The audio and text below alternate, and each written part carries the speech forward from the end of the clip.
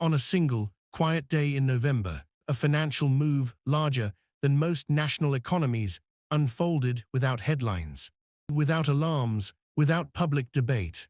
Trillions of dollars shifted hands in silence, and almost no one noticed. Not markets, not politicians, not everyday people whose savings, salaries, and futures depend on the stability of a system they've been told will last forever. Because the most dangerous financial events don't arrive with panic. They arrive calmly while everyone is distracted. For decades, the world has been anchored to a single promise: that the US dollar is untouchable, that it is permanent, that it is the safest asset ever created. Entire nations structured their reserves around it. Global trade flows through it. Wars, oil, debt, and diplomacy all orbit one assumption: that the dollar will always be there. But empires don't collapse loudly anymore. They dissolve financially, behind closed doors, in balance sheets few people read. Something fundamental has shifted. A player with patience, memory, and long-term strategy has begun loosening its grip on the system that made America dominant. Not with tanks, not with missiles, but with balance sheets and exits timed so precisely they barely register until it's too late. History tells us this moment always comes disguised as normalcy. Rome didn't fall when its citizens panicked. It fell when its currency was diluted so gradually that no one noticed trust disappearing until it was gone. Britain didn't lose its empire in a single war.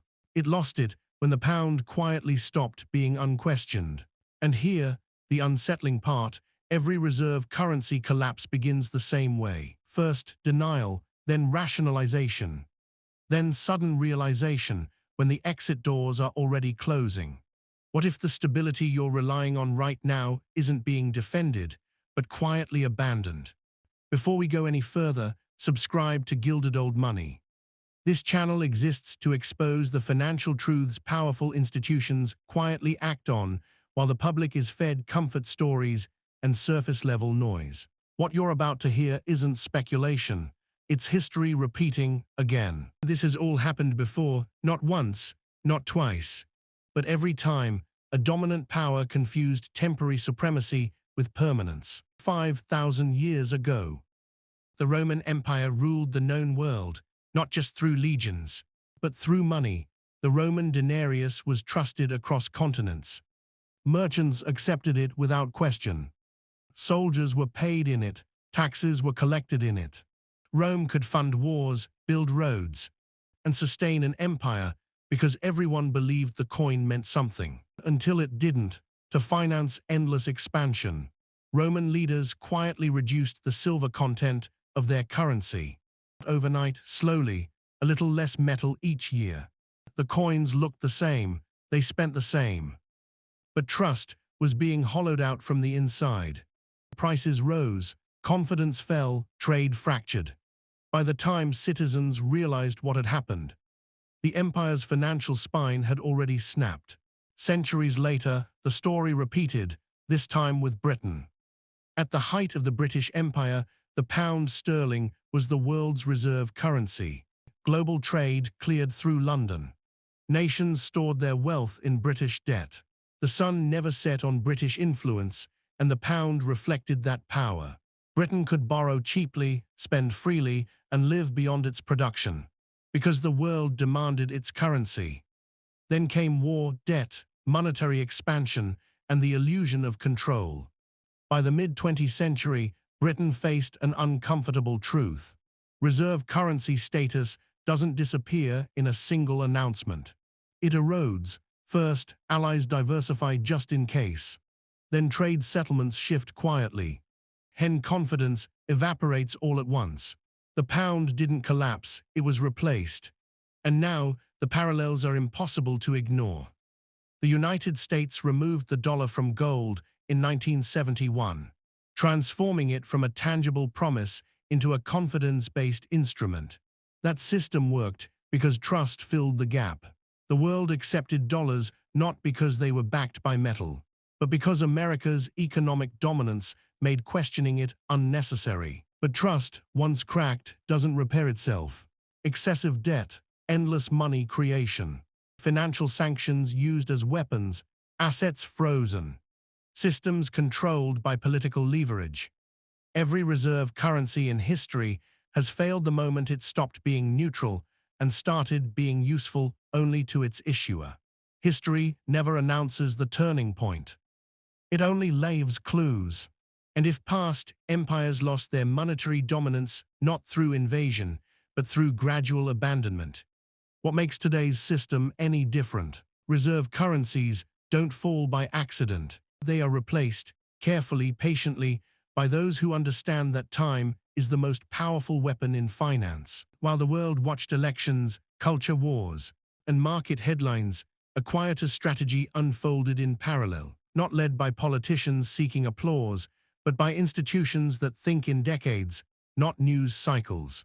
Central banks, sovereign wealth funds, old financial families who never speak publicly because they never need to. China understood something the West forgot. Monetary dominance is not about ideology, it's about leverage. For years, China absorbed dollars not as loyalty, but as exposure. Every US Treasury bond held was both insurance and intelligence, a way to study the system from the inside.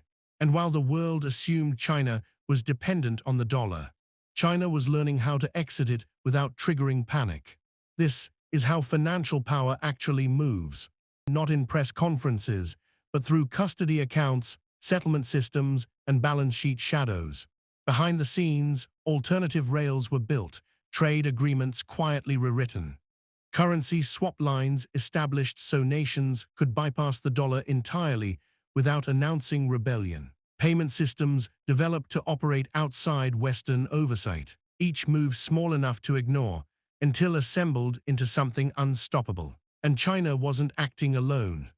History's real power rarely sits in elected office. It concentrates around capital that survives generations. Banking dynasties, state-aligned funds, and institutions whose influence isn't measured in headlines, but in access. These players don't chase returns, they preserve dominance. When assets began freezing, when sanctions became routine, when access to the dollar system became conditional, those watching closely recognized the signal. Neutral money had become political money, and political money always creates alternatives. The most telling moves were the ones few people tracked.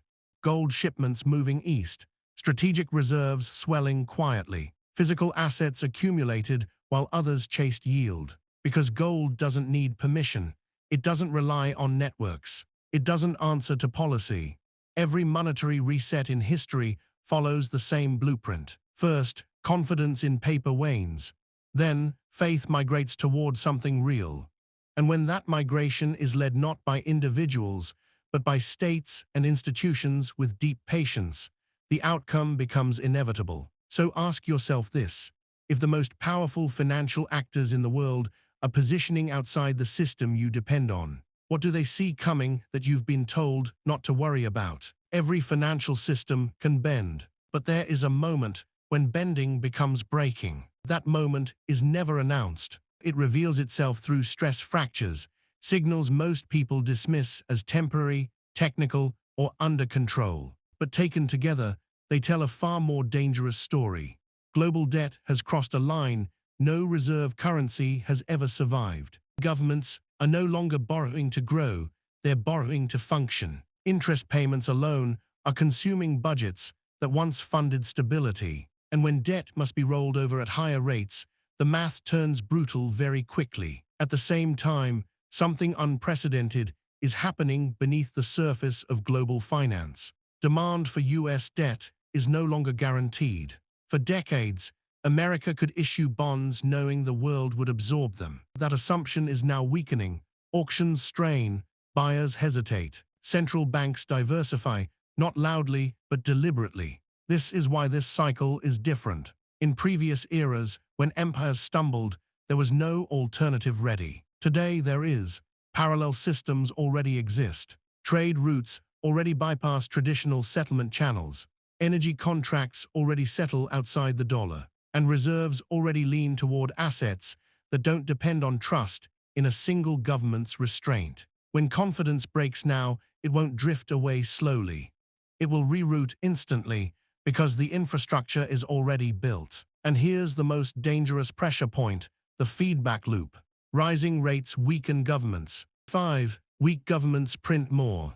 More printing accelerates loss of confidence. Loss of confidence drives capital away.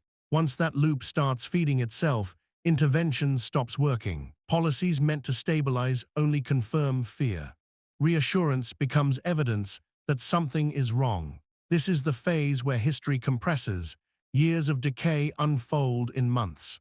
What once took generations now happens in real time because capital moves at the speed of belief. And when belief changes, everything reprices at once. So here's the question few are asking out loud.